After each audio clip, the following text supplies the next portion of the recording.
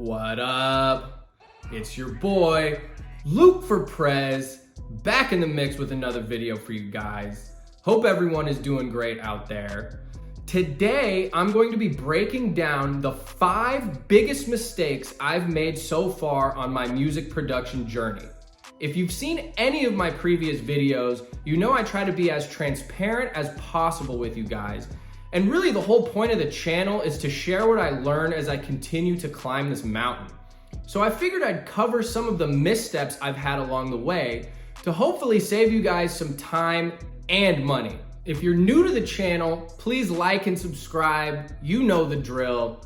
All right, let's get into this video. And this is in no particular order of significance. They're all significantly tragic. Number 1, feverishly, maniacally, obsessively commenting on other producers' YouTube videos.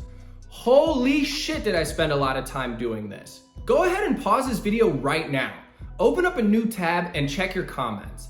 If you post beat videos, I most likely have slid in there at some point. My initial thought process was sound. Like and comment on other producers' videos, and a portion of them will reciprocate. This will drive views and engagement, and the YouTube algorithm loves engagement, right? Well, you know what the YouTube algorithm loves more? Average view duration.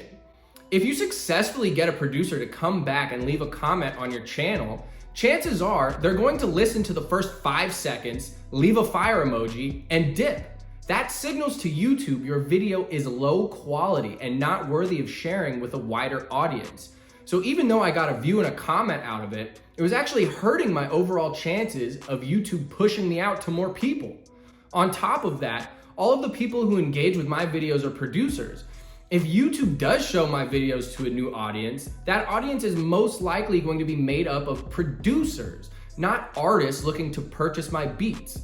This was literally hustling backwards at its finest. What makes me feel a little bit better about this is that it's not just me that's doing this. There's currently an epidemic in the producer community of these hollow, low-effort comments.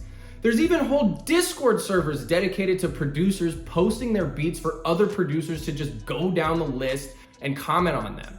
It's a giant producer circle jerk, and I was right in the middle of the circle. I was dead center.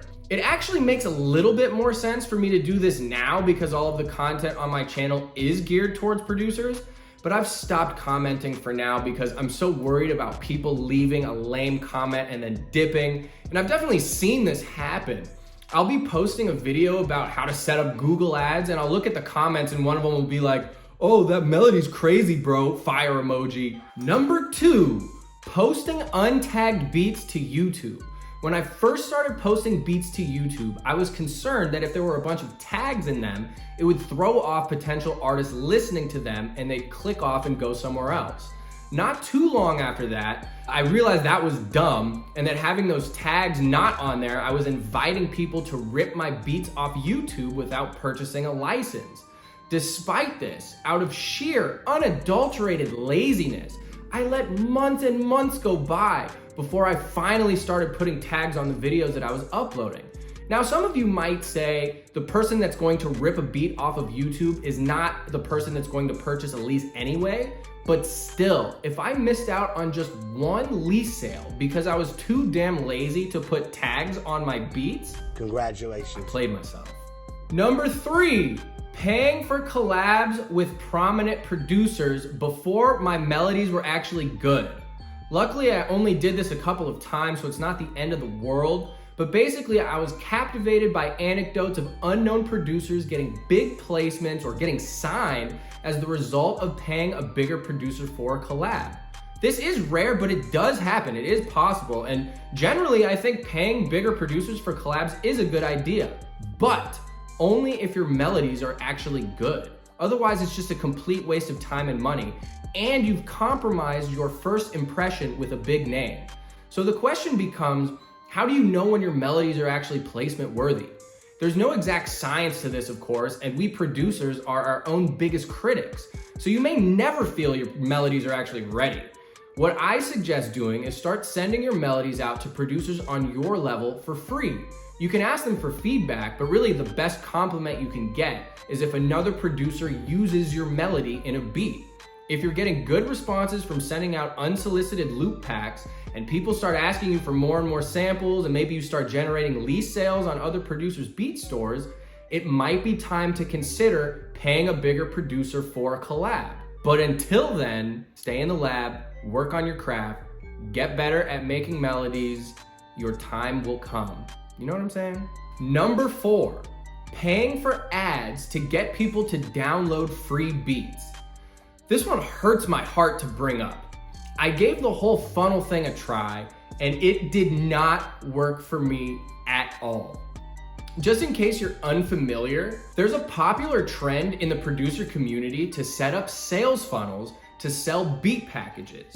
Usually the top of that funnel or lead magnet involves giving out a handful of free beats in exchange for an email address. The thought process is, through additional marketing emails, the person who downloaded the free beats can eventually be persuaded into buying a bigger beat package for actual money. Apparently, some people have had great success with this method. I am not one of those people.